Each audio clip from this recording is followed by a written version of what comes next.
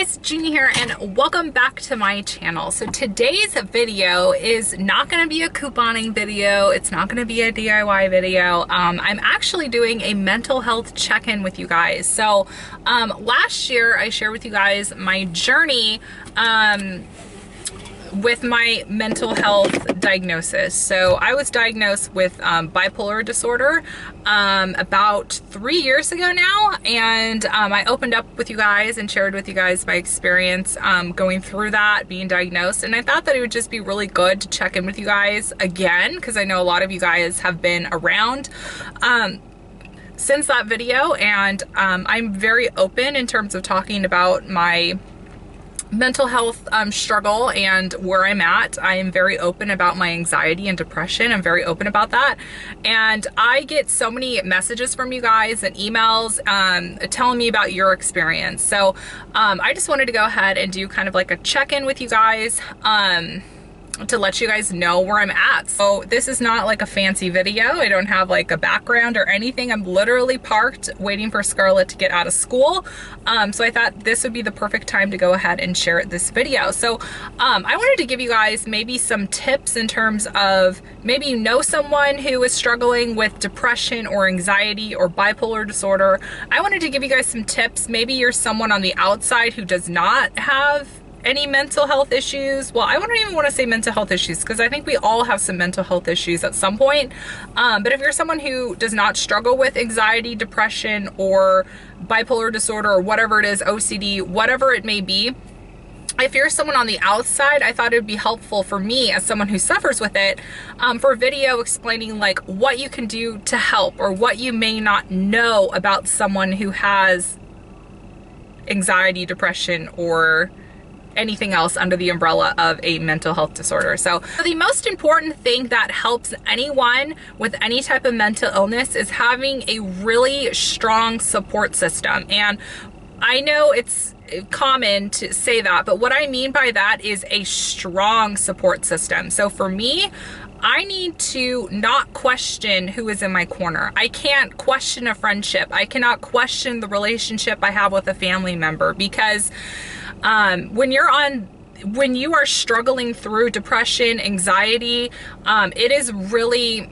almost shameful sometimes. Like, to me, I get embarrassed sometimes. I get embarrassed that I can't, board a plane without having to be seated first. Like, I get ashamed that I can't like go to a fair and be in a crowd. Sometimes I get embarrassed by that. So knowing that I have a strong support system in the sense that if I say anything to my husband, or if I say anything to my best friends, I know they're not going to judge me. I know they're not going to make fun of me. There's been so many times before when I've told people like how early I go to bed, and on good nights I'm in bed at 7:30. So in the summertime, like, I'm in bed while the sun is still up. And to people who don't fully understand me or understand my triggers, I get made fun of for that. They're like, wow, you go to bed when the sun is still up? Well, yeah, sometimes I have to control my mood swings that I get. So something that is really important for you to do on someone on the outside is what may seem weird to you is definitely not weird for the person who is struggling through depression or anxiety. It's not weird to them. So what may seem off to you is not off to them. And whatever they're doing to let themselves cope, you just let them do that, and just, politely say, oh, wow, that's great that you're getting, a good night's sleep, or whatever it is. If it's like a weird thing that someone does to help them cope, just congratulate them on it, or whatever it is. Like, don't make fun of them for it. I know that sounds really weird, but it's normal to have a reaction towards something that's not normal to you, if that makes sense. So, and going back on the support system, it is so crucial to have people in your corner you trust. Once I start to question a friendship, once I start to question a relationship with a family member, I have to peacefully just part my ways and just no longer open up to that particular individual, because being open like I am with you guys on this camera, it puts me in a very vulnerable spot. And when I am in a relationship with someone, whether if it's my husband, obviously we're in a relationship, but if it's a friendship, if it's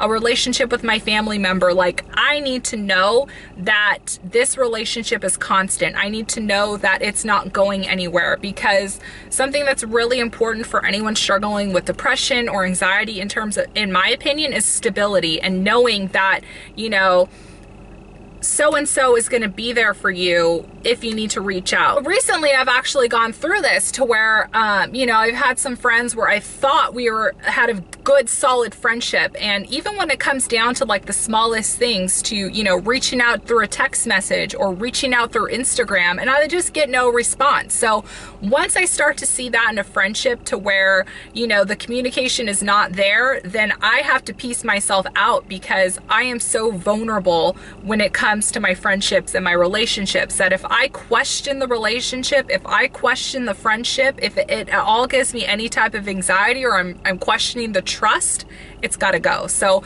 if you're someone who has a friend or a family member that struggles with a mental illness, you need to be present, and they, you know, are depending on you to be there for them. Something else that is really crucial with depression or anxiety, ask yourself or ask someone else who is in, you know, the shoes I'm in, how are you taking care of yourself? So for example, your diet and exercise is crucial. If you guys are eating a bunch of fast food, fried food, tons of sugar, and sitting on the couch all day, naturally you're gonna feel like crap. So if you are, you know, experiencing periods of depression, periods of anxiety, you need to ask yourself, okay, well, what am I doing to take care of myself? Am I getting enough sleep? What does my diet consist of? Let me tell you guys something.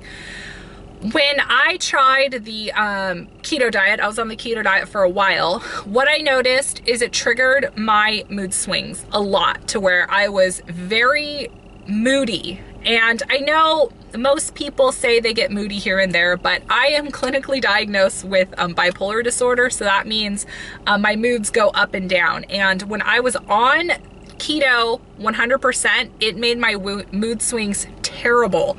I recently went back to the keto diet for about 2 weeks, but my husband noticed right off the bat. He said, Gina, you've got to get off of this, because this is not good for you. So what I did is I incorporated whole grains back. So I incorporated oatmeal, and then I incorporated apples back into my diet. And since I incorporated a little bit more of sugar back into my diet, I have been fine. My moods have been really stable. So I've tried it twice and know that keto for me is not a good idea, because it does not help my moods. It does not help my mental health. But so definitely ask yourself, like, what's your diet looking like? Because if you're eating like crap, you're probably gonna feel like crap. Me being on a low carb diet for the most part and running 3 to 4 days a week, like, that is what I need to do for myself to let myself be my best self, if that makes sense. Like, people have asked me, Gina, like, why do you run on vacation? Because I had went to Las Vegas and I was running in Vegas. If I don't get my morning run, if I don't get my afternoon run, if I don't get those endorphins in my body, my moods are terrible. Endorphins are a natural stimulator for the body. It's so good for your mind to just exercise, go for a walk, ride a bike, whatever it is. You need to get your body moving. Our bodies were not meant to sit on the couch and eat potato chips all day. That's not what our bodies were made for. So if that's how you're treating your body, you're gonna feel like crap. So that is something that is really important. If you are recently diagnosed with depression, anxiety, any type of mental health disorder, you need to reassess your diet.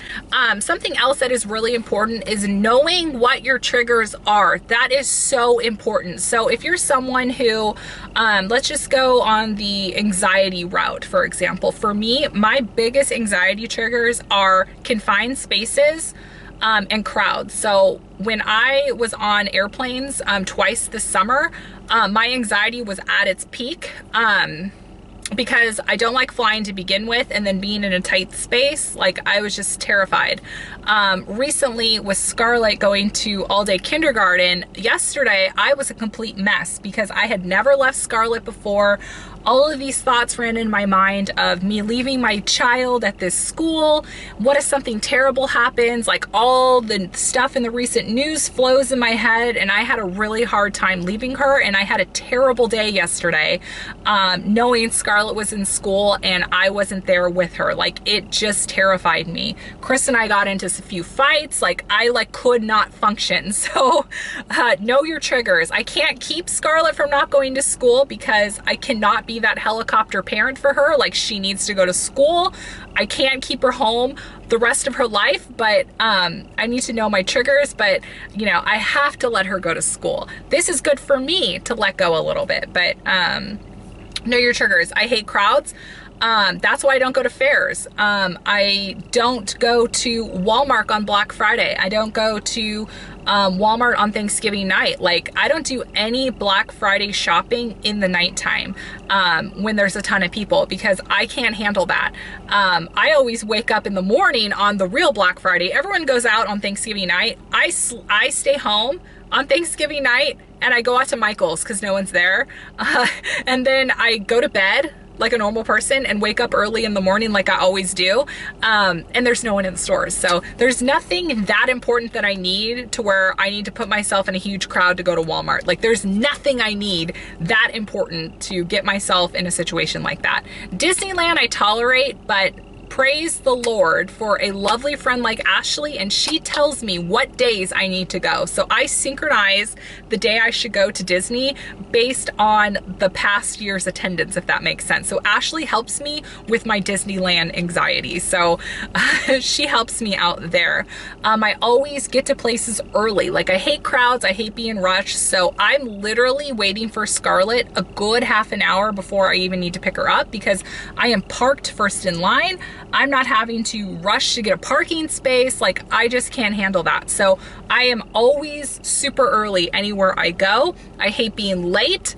I hate being rushed. So something else I do to combat that anxiety in the morning and the feeling of being overwhelmed is I get up early. Like, I used to sleep in until 8, 8:30, 9 o'clock sometimes. And now I'm up at 6 a.m. And when I'm up at 6 a.m., I can run in the morning to get my workout in. I get to eat breakfast, have my coffee. I get to get myself dressed, get myself put together. And I'm not rushed. And I absolutely love that I started doing that.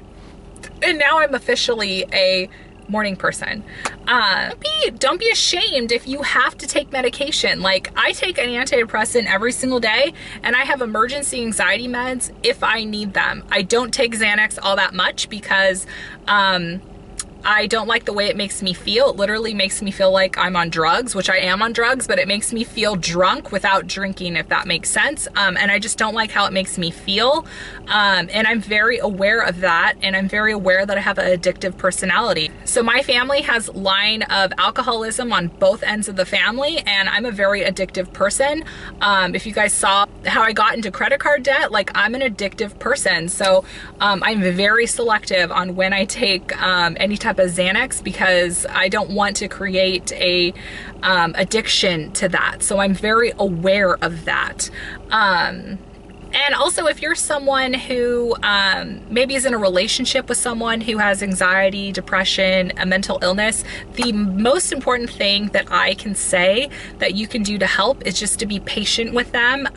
You don't need to be bearing with them. All you need to do is let them know, hey, I'm here for you. If you ever need to talk, like, don't hesitate. Like, I am here for you. And that's honestly all you need to say one time, because when I was diagnosed, I had told my best friend Brittany, and I said, hey, this is what's going on. And she has told me, anytime you need to reach out, reach out. She doesn't ask me 20 times a day, how are you doing, Gina? How's your anxiety doing today, Gina? Like, you don't need to remind the person that they have a problem or an illness. You don't need to remind them, but just saying, hey, I'm here for you, that's all you need. So when I was on the airplane coming back from Chicago, I literally told Brittany, I was like, oh my God, like I had a panic attack in the air. I was convinced there was a terrorist on my flight. Like that is how bad it was. I was convinced that the person next to me was a terrorist because he kept on getting up and down going to the bathroom. Like,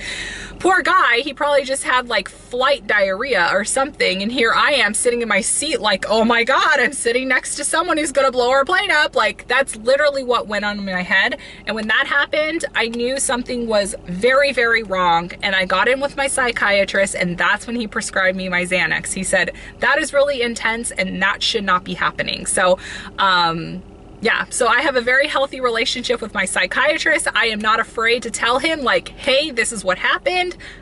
This isn't normal. I need you to help me. Like, I am very aware of myself and when things are not going right. So I just enjoyed this little chat and kind of like talk with my mental health. I think a check-in every single year would be really good. If you're someone watching this struggling with mental illness, there's actually a meeting going on at my church on Sunday. So I attend Saddleback Lake Forest, and from 1 to 3, we're having a mental health discussion. So if you guys are at all interested, if you're in the local area, please feel free to email me, DM me on Instagram, whatever you need to do, comment this video, and I would be happy to get you that information to give you more information about the meeting that's going on this Sunday. So I definitely wanted to pop on here, make this video for you guys, and just let you guys know that I am here for you. If you are struggling with anything, I'm here for you. I love you. Don't hesitate to reach out. And mental health is something that I take very seriously. And don't assume that someone doesn't have a mental illness. Just because someone has a smile on their face doesn't mean that they are not struggling. So that goes along the lines of be kind, be nice to everyone. You never know what someone is going through. So I hope you guys have a fantastic day, and I will talk to you guys all later. Bye.